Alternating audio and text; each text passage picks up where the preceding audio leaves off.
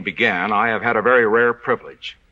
I have traveled to 48 of the 50 states. And in my travels, I have learned what the people of the United States are thinking about. There is one issue that stands out above all the rest, one in which every American is concerned, regardless of what group he may be a member and regardless of where he may live. And that issue, very simply stated, is this: how can we keep the peace? Keep it without surrender. How can we extend freedom? Extend it without war. Now, in determining how we deal with this issue, we must find the answer to a very important but simple question. Who threatens the peace? Who threatens freedom in the world? There's only one threat to peace and one threat to freedom, that is presented by the international communist movement. And therefore, if we are to have peace, if we are to keep our own freedom and extend it to others without war, we must know how to deal with the communists and their leaders. I know Mr. Khrushchev. I also have had the opportunity of knowing and meeting other communist leaders in the world.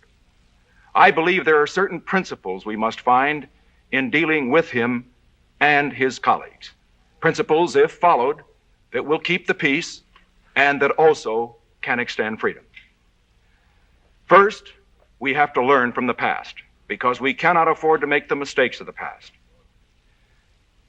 In the 7 years before this administration came into power in Washington, we found that 600 million people went behind the Iron Curtain.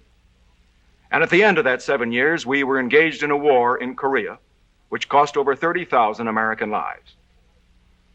In the past 7 years, in President Eisenhower's administration, this situation has been reversed.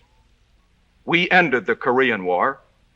By strong, firm leadership, we have kept out of other wars, and we have avoided surrender of principle or territory at the conference table. Now, why were we successful as our predecessors were not successful? I think there are several reasons.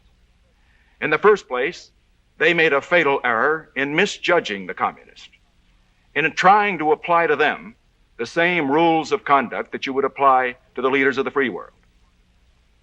One of the major errors they made was the one that led to the Korean War. In ruling out the defense of Korea, they invited aggression in that area. They thought they were going to have peace. It brought war. We learned from their mistakes. And so in our 7 years, we find that we have been firm in our diplomacy. We have never made concessions without getting concessions in return. We have always been willing to go the extra mile to negotiate for disarmament or in any other area, but we have never been willing to do anything that, in effect, surrendered freedom any place in the world. That is why President Eisenhower was correct in not apologizing or expressing regrets to Mr. Khrushchev at the Paris conference, as Senator Kennedy suggested he could have done. That is why President Eisenhower was also correct in his policy in the Formosa Straits, where he declined and refused to follow the recommendations which Senator Kennedy voted for in 1955, again made in 1959, again repeated in his debates that you have heard, recommendations with regard to, again, slicing off a piece of free territory and abandoning it, if in effect, to the communists. Why did the president feel this was wrong, and why was the president right and his critics wrong? Because, again, this showed a lack of understanding of dictators, a lack of understanding particularly of communists, because every time you make such a Do they want to follow the United States leadership? I don't think they do enough, and that's what concerns me.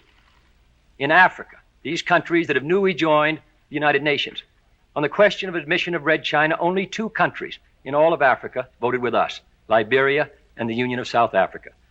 The rest either abstained or voted against us. More countries in Asia voted against us on that question than voted with us. I believe that this struggle is going to go on, and it may well be decided in the next decade.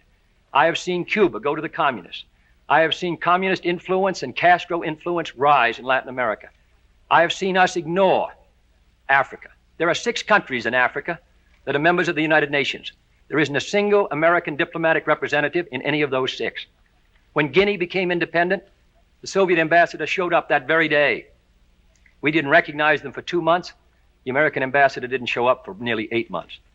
I believe that the world is changing fast, and I don't think this administration has shown the foresight, has shown the knowledge, has been identified with a great fight which these people are waging to be free, to get a better standard of living, to live better. The average income in some of those countries is $25 a year. The communists say, come with us. Look what we've done. And we've been, on the whole, uninterested. I think we're going to have to do better. Mr. Nixon talks about our being the strongest country in the world. I think we are today, but we were far stronger relative to the communists 5 years ago.